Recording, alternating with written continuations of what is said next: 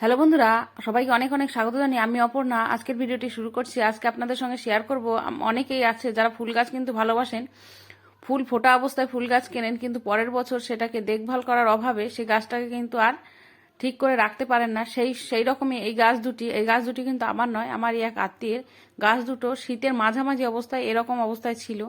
আমি অনেক বলার পরও সেটাকেও ঠিক করেনি, মানে ফুল ফোটা অবস্থায় কিনেছিল, তারপরেও গাছটি কিন্তু আর ট্রিটমেন্ট না করে এইভাবে রেখে দিয়েছে। যেহেতু শীতের মাঝামাঝি ফুল হচ্ছে না, তাই আমি একদিন এই গাছ দুটোকে নিয়ে আসলাম, কারণ আমাদের বাড়ি থেকে একটু দূরে, তার বাড়িতে গিয়ে কাজ করার মতো ছিল না, তাই আমি বাড়িতে নিয়ে আসলাম। সেও দিয়ে দিল, কারণ সে বলছে আমি গাছটি আর যত্ন করার মানে ধৈর্য থাকে না অনেকেরই।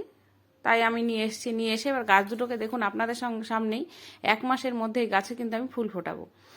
তখন এটা শীতের মাঝামাঝি অবস্থা, তখন আমি গাছ দুটো নিয়ে এসেছি।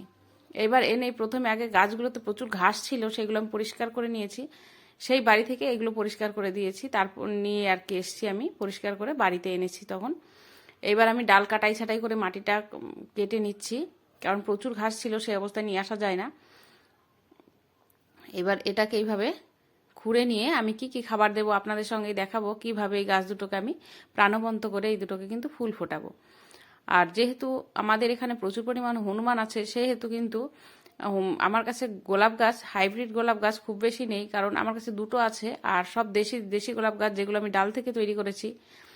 আর এইগুলো হচ্ছে হাইব্রিড গোলাপ গাছ, মানে কলমের গোলাপ গাছ। এইবার দেখুন আমি পাতা পচা সার নিয়েছি, হাড় গুঁড়ো, নিমখোল, ইপসাম সল্ট আর ডিএপি, আর নিলাম গোবর সার। এটা নিয়ে একটা মিক্সড খাবার তৈরি করে এই খাবারটা দিয়ে কিন্তু আর কিছু কিছু খাবার দেবো, দেখতে থাকুন, যাতে কিন্তু 1 মাসের মধ্যে এই গাছগুলোতে ফুল আসবে। গত বছর কিনেছিল এই গাছটি কিন্তু খুব বেশি বয়স না, সেই কারণে এই গাছটিতে ফুল কিন্তু আপনাদের সামনে দেখাবো। একটা অরেঞ্জ কালারের ফুল আছে আর একটি হালকা গোলাপি কালারের ফুল আছে। আর আমার কাছে যে কলমের গাছ দুটো আছে তাতে শুধু লাল ফুল হয় দুটোতেই, আর যে কটা আছে 3-4টে সেগুলো সব দেশি গোলাপ। এইবার এইভাবে আমি এটাকে দিয়ে রাখবো, দিয়ে আমি 15 দিনের পরে আপডেট দেখাবো, আর 1 মাসের মধ্যে গাছের ফুলে ফোটার আপডেটও দেখাবো, আর মাঝে যে খাবারগুলো দিয়েছি সেগুলোও দেখাবো। দেখতে থাকুন। যারা নতুন বাগানি তারা কিন্তু এইভাবেই গোলাপ গাছগুলো ঠিক করে নিতে পারেন। এইভাবে এই খাবারটা মাটির সঙ্গে ভালো মতো মিশিয়ে দেব।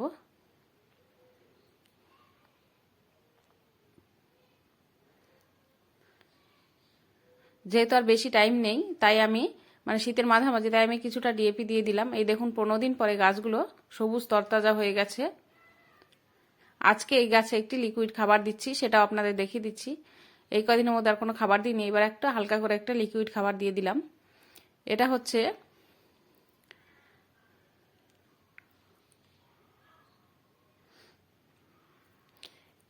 দেখুন এমপিকে 19-19 যে ব্যালেন্স এমপিকে, সেটা জলে গুলে নিয়ে আমি গাছের গোড়ায় ঢেলে দিলাম। এইভাবেই গাছে কিন্তু প্রথম খাবারটা দিলাম। দেখুন প্রথম কুড়িটা এটা এসেছিল হালকা গোলাপি কালারে।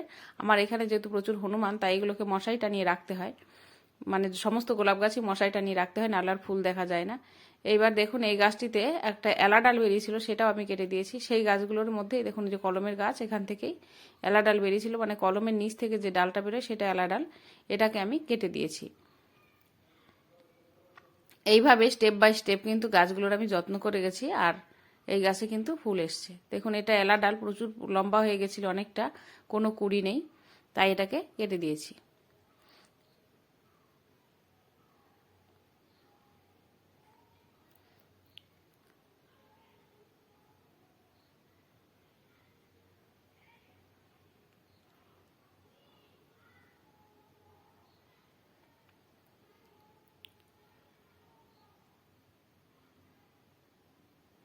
এইবার দেখুন 1 মাসের মধ্যে গাছগুলোতে কিন্তু কুড়ি এবং ফুল সবই চলে এসছে।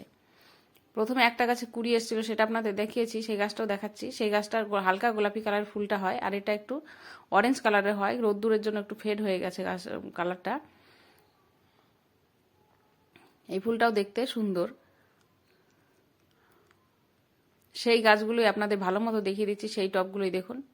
এই যে এইভাবেই কিন্তু মানে একটি গাছকে আপনারা ঠিক করে নিতে পারেন। আর আজকে একটি খাবার দেবো, সেটাও দেখিয়ে দিচ্ছি। এই খাবারগুলো আমি রেগুলার 1 সপ্তাহ পর পর দিয়ে গেছি।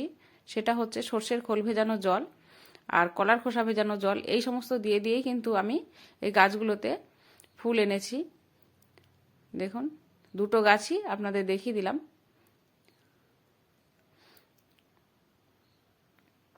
যেহেতু গোলাপ গাছে একটু খাবার বেশি লাগে, গোলাপ গাছ, জবা গাছ এগুলোতে একটু খাবার বেশি লাগে, তাই এতে সপ্তাহে একবার করে আপনারা সর্ষের খোল ভেজানো জল দিয়ে দেবেন, তাহলেই কিন্তু আপনার কাছে প্রচুর পরিমাণে ফুল হবে। আর ভিডিওটি যারা সম্পূর্ণ দেখলেন তাদের জন্য অসংখ্য ধন্যবাদ। আর ভিডিওটি ভালো লাগলে একটি লাইক করবেন, আর চ্যানেলটি ভালো লাগলে সাবস্ক্রাইব করে পাশে থাকবেন। আজকের মতো ভিডিওটি এই পর্যন্তই। নমস্কার।